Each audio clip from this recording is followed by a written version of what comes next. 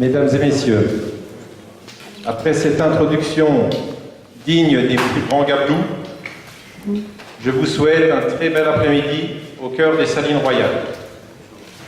Nous avons souhaité vous faire revivre un moment de plaisir intense du spectacle Son et Lumière que l'Office de tourisme a pu présenter lors des dernières journées du patrimoine.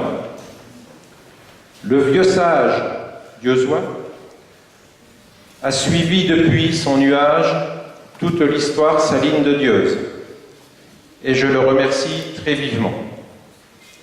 Merci aussi à Joël et Jonathan, qui sont des sages, mais un peu plus jeunes, qui se sont occupés du scénario, du son et de la lumière.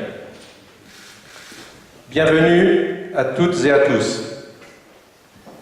Je saluerai particulièrement Monsieur François Valenbois, représentant de l'État, sous-préfet de l'arrondissement.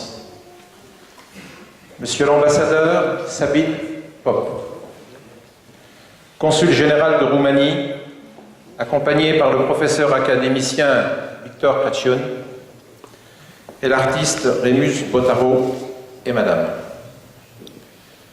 Monsieur Alain Marty, député-maire de Saint-Paul. Monsieur Bertrand Masson, conseiller de la région Lorraine, délégué à la culture.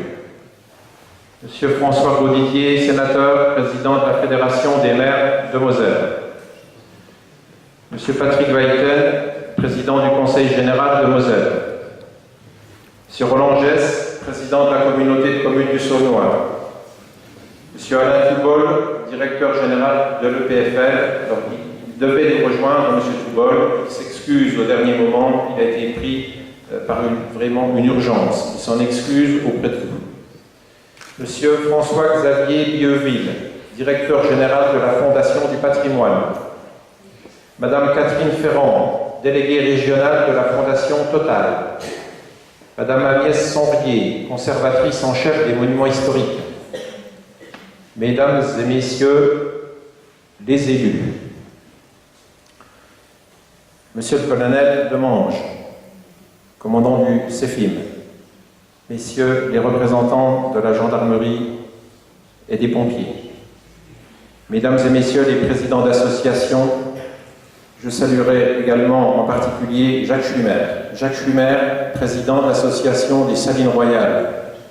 Il fut à l'origine de tout ce projet que certains ont qualifié d'un peu fou et irréalisable. Merci Jackie. Mesdames et messieurs les bénévoles, sans qui le monde associatif n'existerait pas. Messieurs les représentants des cultes qui officieront dans cette salle dimanche prochain. Je remercie également par avance le lycée professionnel La Providence pour son implication à nos côtés à chaque grande manifestation, ainsi que le lycée de la communication de Metz, qui est également dans nos murs, qui produira le film de cet après-midi. Vous pourrez en être destinataire si vous le souhaitez. Et bien sûr, un salut particulier à Fernand Lormand, notre maire et conseiller général.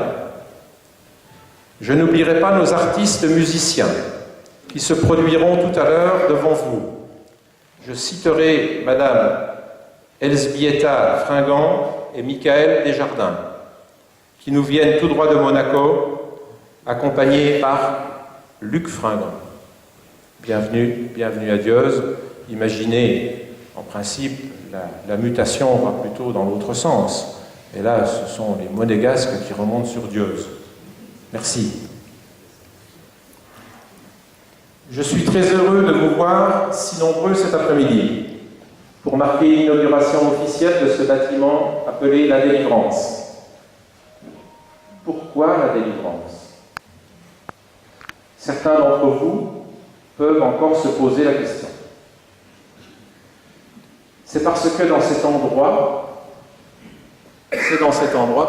que les douaniers, les Gabelous, qui habitaient, entre autres, dans le bâtiment qui est juste derrière vous et qui a besoin d'un petit ravalement de façade, n'est-ce pas? Je m'adresse peut-être à certains financiers. Voilà. C'est parce que c'est dans cet endroit que les douaniers délivraient des laissez-passer pour pouvoir transporter le sel après avoir acquitté l'impôt de l'époque, que chacun connaît, la gabelle.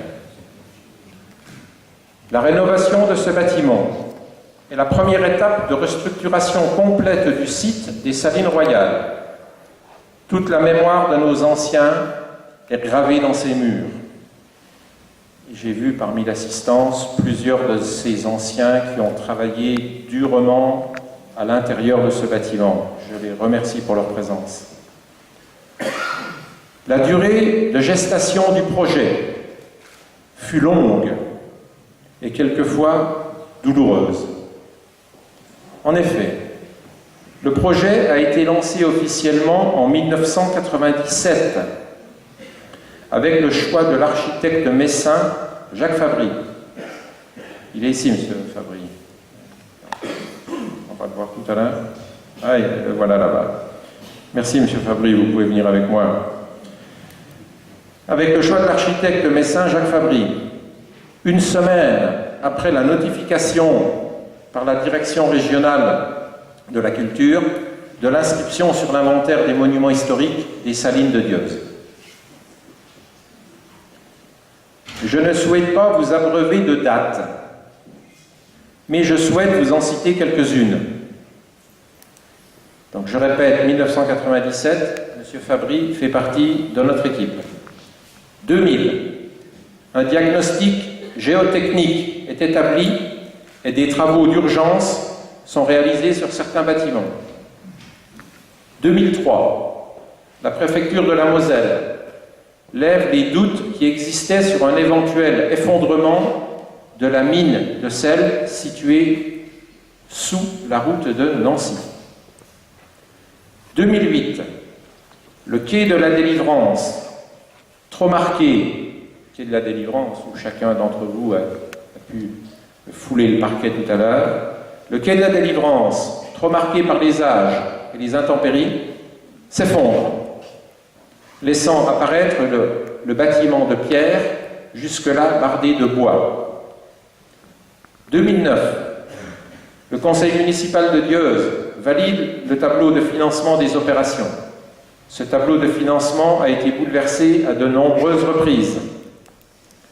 2011, début des travaux de clos couverts réalisés sous la maîtrise d'ouvrage de l'établissement public foncier lorrain. 2013, la ville de Dieuze reprend la maîtrise d'ouvrage pour achever le bâtiment. Ce périple, long de 17 années, fut semé d'embûches et d'obstacles très divers. Hormis le montant du projet qui, il faut le reconnaître, est très important, donc un bouclage financier compliqué, des volontés politiques freinaient des quatre fers.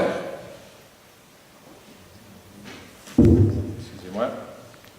Un grand merci à Jacques Fabry, qui a toujours été d'une grande disponibilité et a fait preuve de beaucoup de patience. Ses prévisions budgétaires se sont révélées exactes.